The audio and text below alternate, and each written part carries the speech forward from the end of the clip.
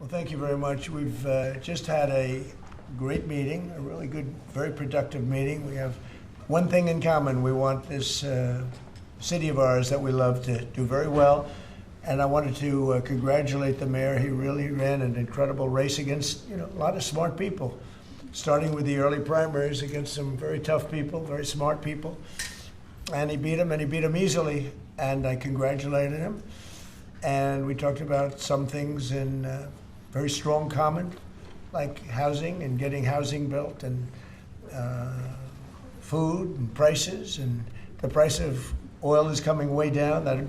Anything I do is going to be good for New York. If I can get prices down, it's good for New York.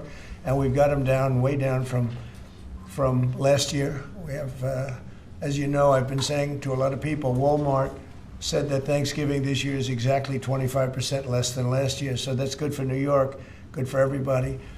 But I just want to congratulate. I think you're going to have, hopefully, a really great mayor. The better he does, the happier I am, I will say. There's no difference in party. There's no difference in anything. And we're going to be helping him to make everybody's dream come true, having a strong and very safe New York. And congratulations, Mr. Mayor. Thank you, Mr. President. Thank you. I appreciate it. Please.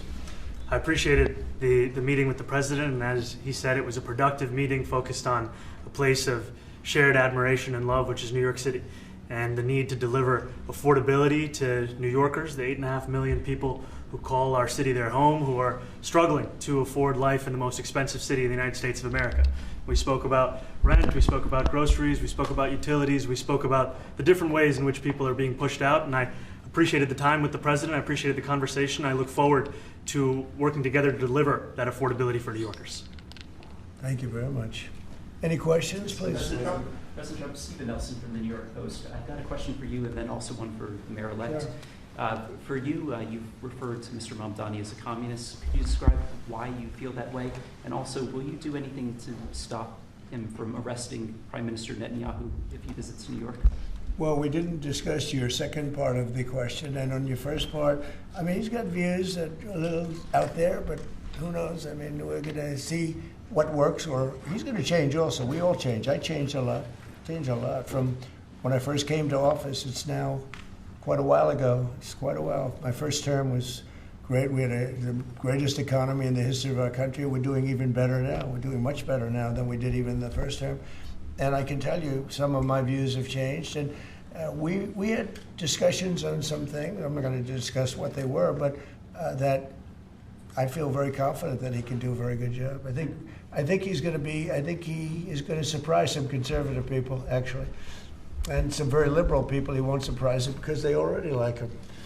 And for Mr. Mamdani, it sounds like you had a productive discussion, but just days ago you referred to President Trump as a despot who had betrayed the country.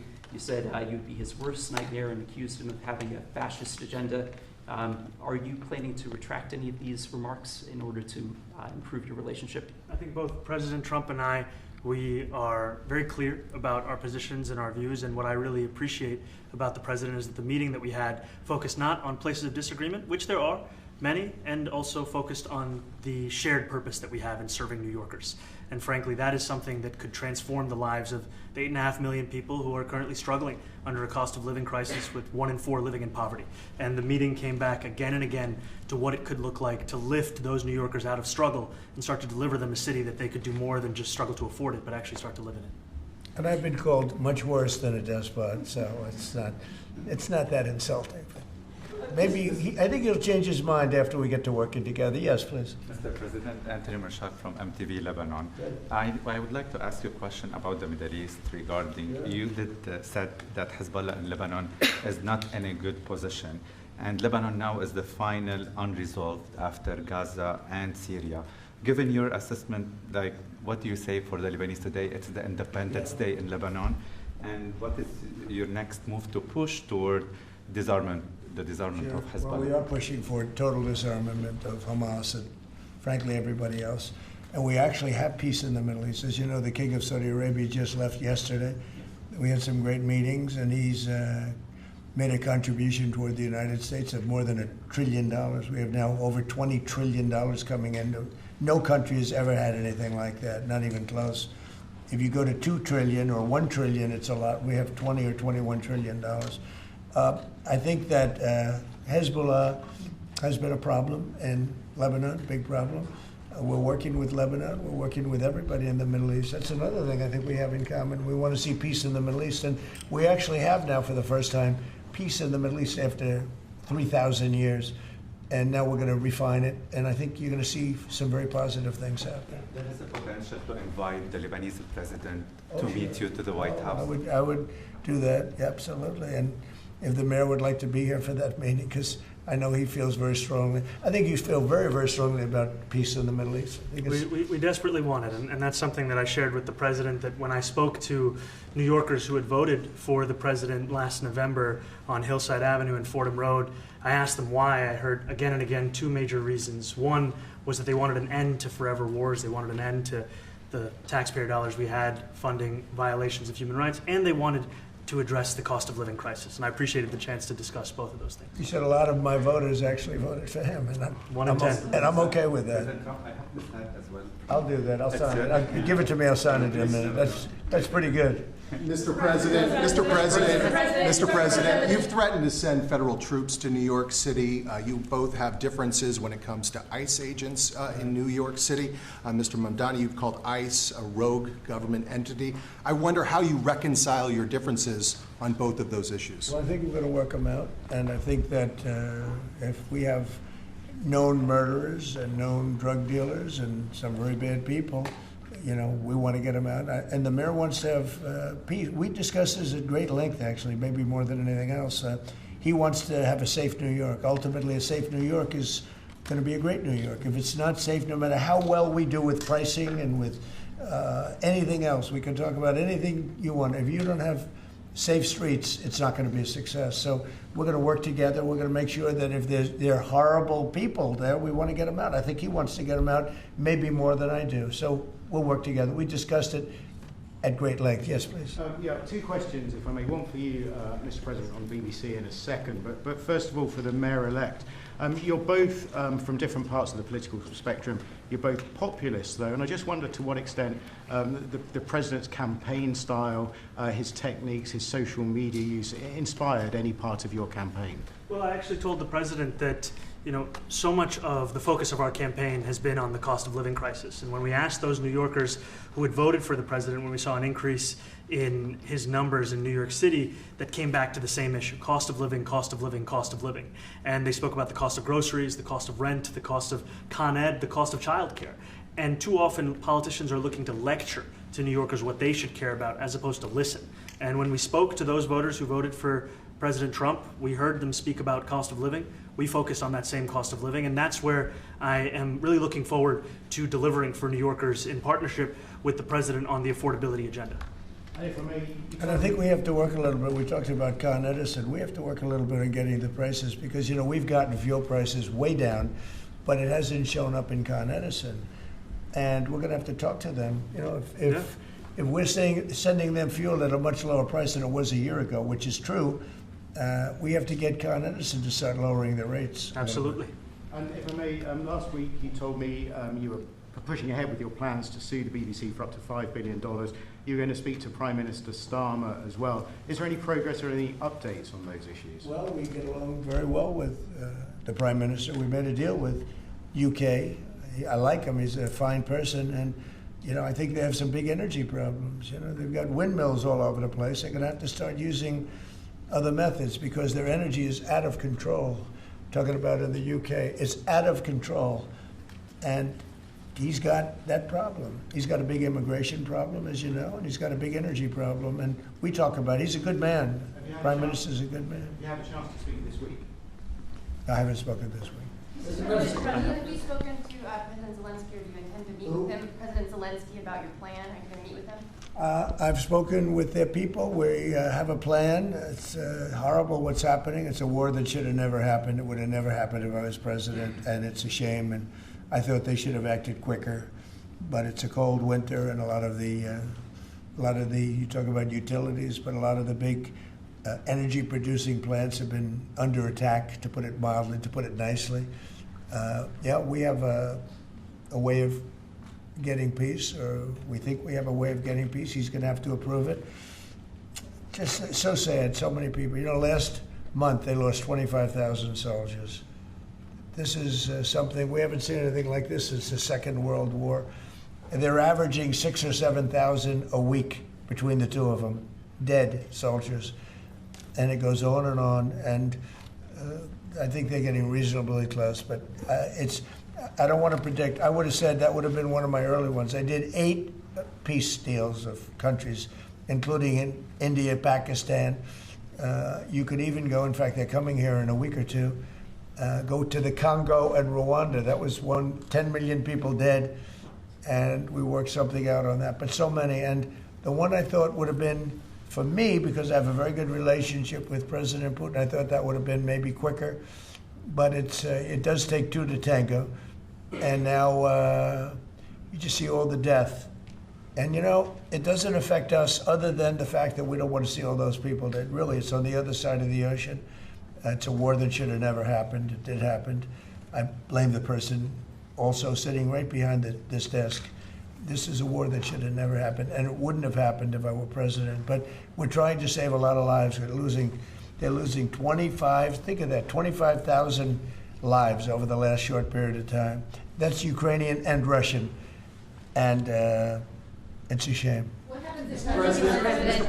I want to ask the mayor-elect about a House resolution just passed overwhelmingly to condemn socialism, including with 86 Democrats, all of House Dem leadership, and the Minority Leader, Hakeem Jeffries, despite his endorsement of you.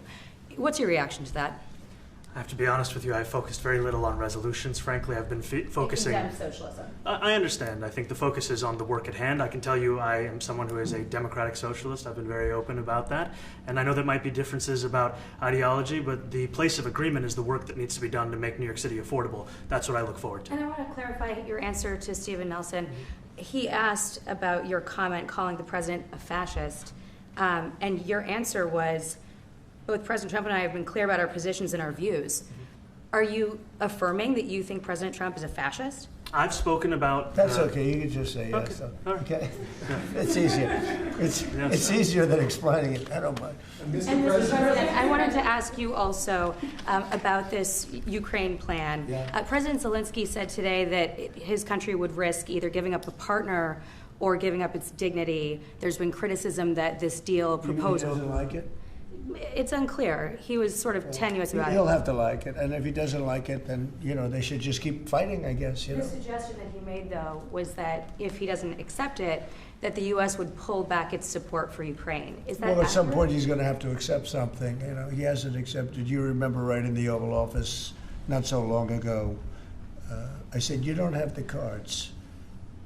Don't forget, I inherited this war. This war never would have happened. I inherited this war. And I thought he should have made a deal a year ago, 2 years ago. The ultimate deal would have been if it never started. That would have been the good deal. That could have been done too if you had the right president, but you didn't have the right president. Mr. President, the cost of living is something that you and Mr. Mamdani seem to agree on. Democrats have run New York City for a long time, Mr. Mamdani. Do you see Democrat policy specifically as being a problem? And I'd like that be a question that both of you could answer in New York City. Look, I think that there are many things in our city where we have to own the responsibility of it, things that existed long before the president was the president. And those are also part of the message of our campaign, was to take on a broken politics of the past. And I ran against a number of candidates who represented different versions of that past. And what we found time and again is that working people were left behind in the politics of our city. And what we're looking to do is put those people right back at the heart of our politics so that we don't have a situation where we're in the wealthiest city in the history of the world, and yet 1 in 5 can't even afford $2.90 for a Metro card. Mr. Mamdani. We had some interesting conversation, and some of his ideas really are the same ideas that I have. But a big thing on cost, the new word is affordability. Another word is just groceries. It's sort of an old-fashioned word, but it's very accurate. And they're coming down high. They were, we had, both of us, we had the highest inflation in the history of our country the last 4 years under the Biden administration. And we've got inflation down now to a normal number. It's going to go even a little bit lower than that. Katie, do you have something? Mr. President, thank you so much. Mr. Mamdani often talks about New York City being covered by international law, that they will follow international law. It doesn't often talk about the U.S. Constitution. What is your response to that? Well, I don't know what you're referring to in terms it can be covered by international law, local law. It's covered by a lot of laws, but it's covered by U.S. law. Are you referring to anything in particular? He just says that they're a city that endorses and enforces international law.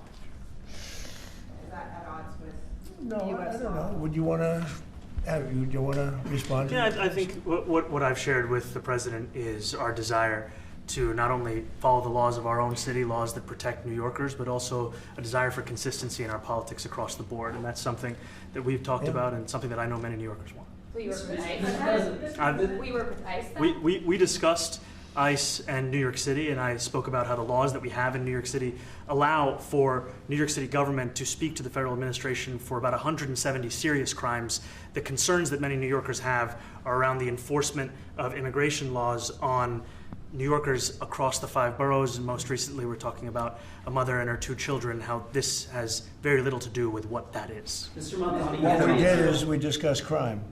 More than ICE per se, we discussed crime. And he doesn't want to see crime, and I don't want to see crime. And I have very little doubt that we're not going to get along on that issue. He wants to, and he said some things that were very interesting as to housing construction, and he wants to see houses go up. He wants to see a lot of houses created, a lot of apartments built, etc. And you know, we actually people would be shocked, but I want to see the same thing. Mr. Mamdani, anti-Israel protesters. Okay? Yeah, Mr. President, I wanted to know one of the policies as well that Mayor-elect Mamdani talked a number of times about on the campaign was shifting the tax burden for property taxes from what he called minority communities to white-based communities and putting more taxes on white people. I also noticed that in your acceptance speech you didn't mention anything about America or Christians or white people in general, and so I didn't know if that was one of the policies that you guys had spoken about. We focused on affordability. We focused on the cost of living crisis. What I will say is that I am very much interested in property tax reform because what we see right now in New York City is a system that is so inequitable that it can't even stand up in court. And the president and I spoke about the importance of not only building more housing, but also making sure that regulation of housing is something that is manageable to actually get through and not the cause of yet another weight that we see in our But to be city. clear, you're continuing this idea of race-based property taxes. No, to be very clear, That's what you said. no, the use of the term was a description of neighborhoods, not a description of intent. So you intend to tax the whiter neighborhoods more? No, we intend to create a fair property tax system because we want a New York City that is not only fair and equitable, but also one that every New Yorker can afford. Mr. Mamdani, anti-Israel protesters. Please, God. Mr. Mamdani, anti-Israel protesters just targeted a synagogue in New York. Are you concerned about Jewish New Yorkers feeling welcome and safe in the city? And President Trump, you've threatened to cut off federal funding to New York City. What policies would prompt you to do that? Would that be city-run grocery stores? Would it be something else? Well, I think if we didn't get along, whether it's cut off or just make it a little bit difficult or not give as much, we want to see, I use the term, we don't want good money going after bad. And we don't want that to happen. I don't think that's going to happen. I did say that, subject to what policies are being said. We had a meeting today that actually surprised me. He wants to see no crime. He wants to see housing being built. He wants to see rents coming down, all things that I agree with. Now, we may disagree how we get there. The rent coming down, I think one of the things I really gleaned very much today, he'd like to see him come down, ideally, by building a lot of additional housing. Yeah. That's the ultimate way. He agrees with that, and so do I. But if I read the newspapers and the stories, I don't hear that. But I heard him say it today, and I think that's a very positive step. No, I don't expect. I expect to be helping him, not hurting him. A big help, because I want New York City to be great. Look, I love New York City. It's where I come from. I spent a lot of years there. Now I'm right here. We took a big setback with the mayor that we had, named de Blasio. I thought it was a tremendous setback for the city. I think this mayor can do some things that are going to be really great. Mr. President, Mr. President, Thank you, Mr. President. How about you?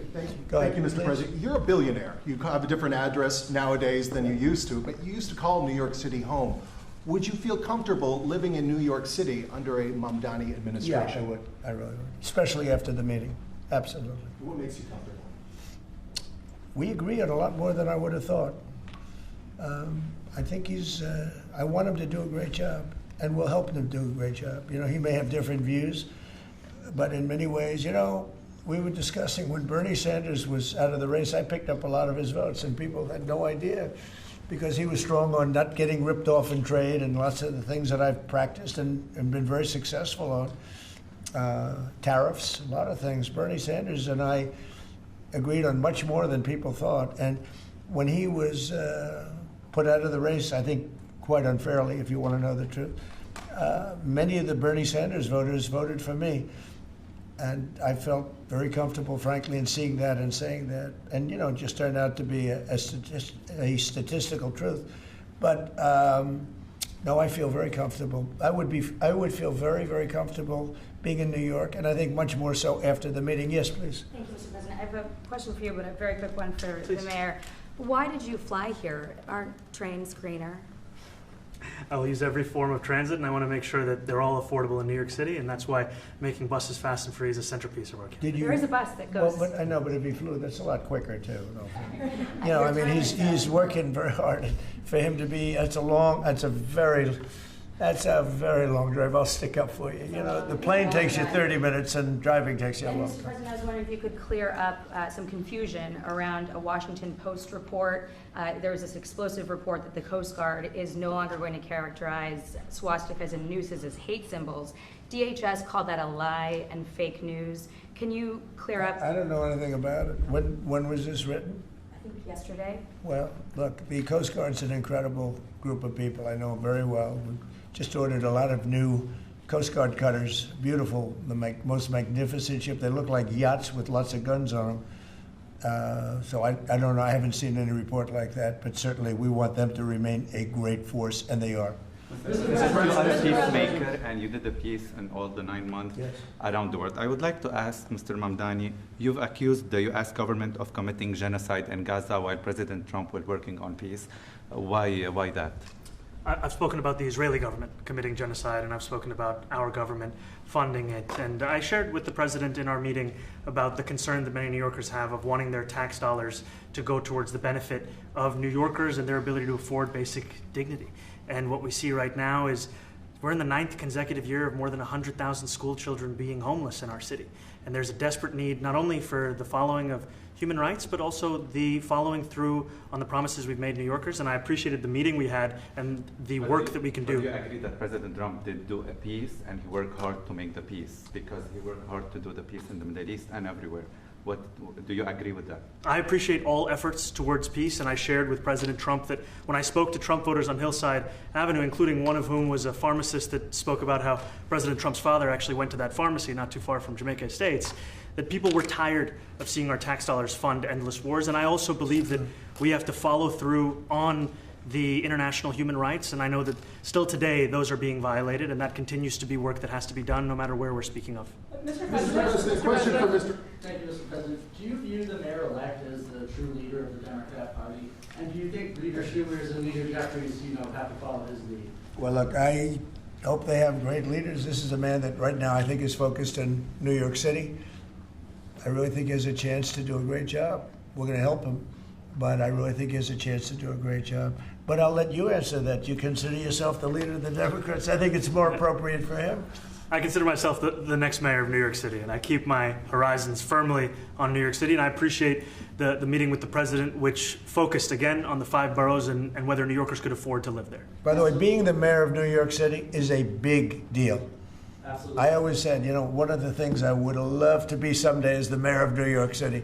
Being the mayor of New York, and especially now, because I think you're at really a turning point, one way or the other. It could go great, or it can go in a different direction. And I think you really have a chance to make it great. Mr. President, you say you love New York City. Mr. Mamdani, does New York City love President Trump?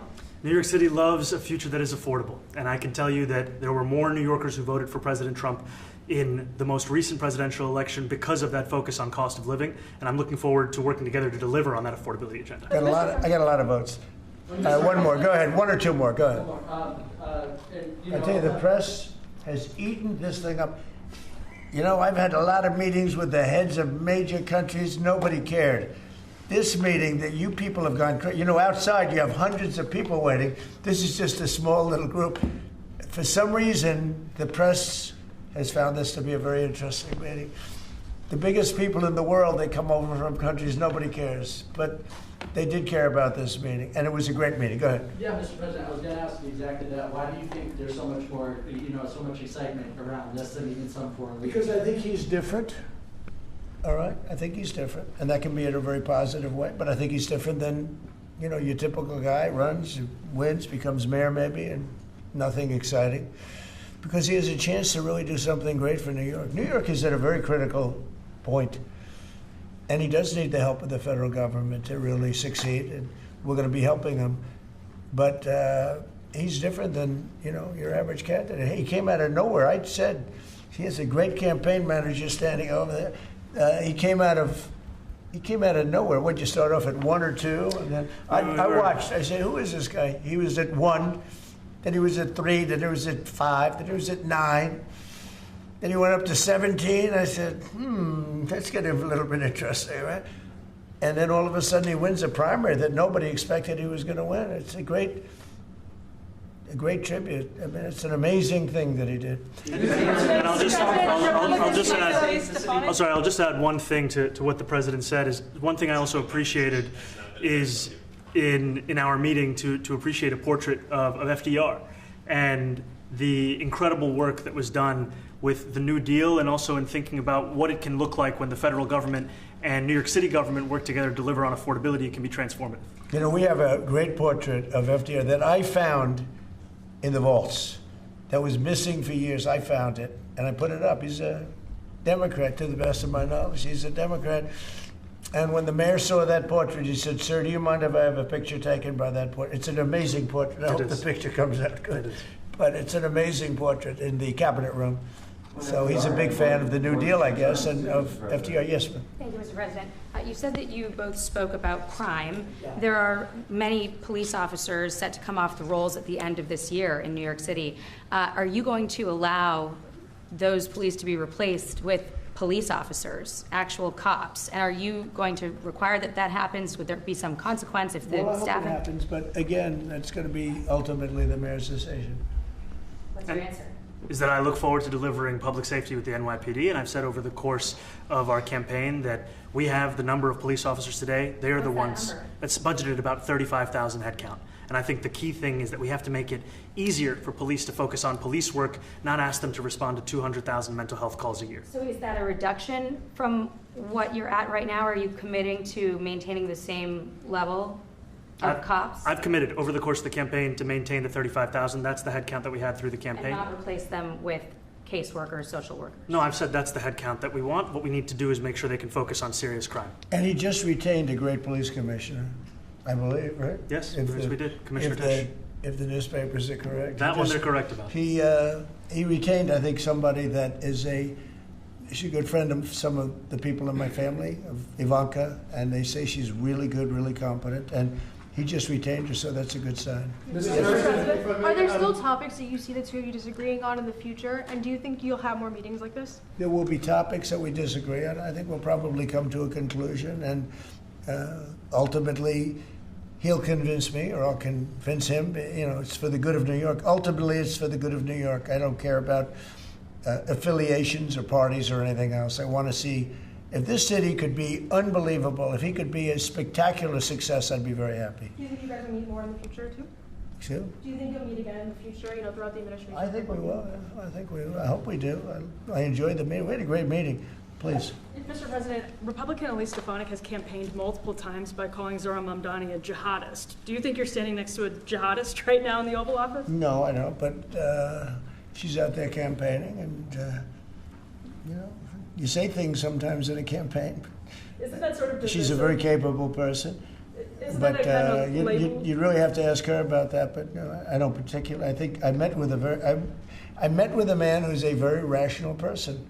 I met with a man who really wants to see New York be great again. And I can say again, because New York was great. You know, when I came down to Washington initially, the city was so hot. It was doing great. We were having some telltale signs of problems. We had a mayor that was not doing a great job, but still, it was moving along. And it went bad. It really went, you know, pretty bad. And he can, I think it's been at lower points, but it went pretty bad.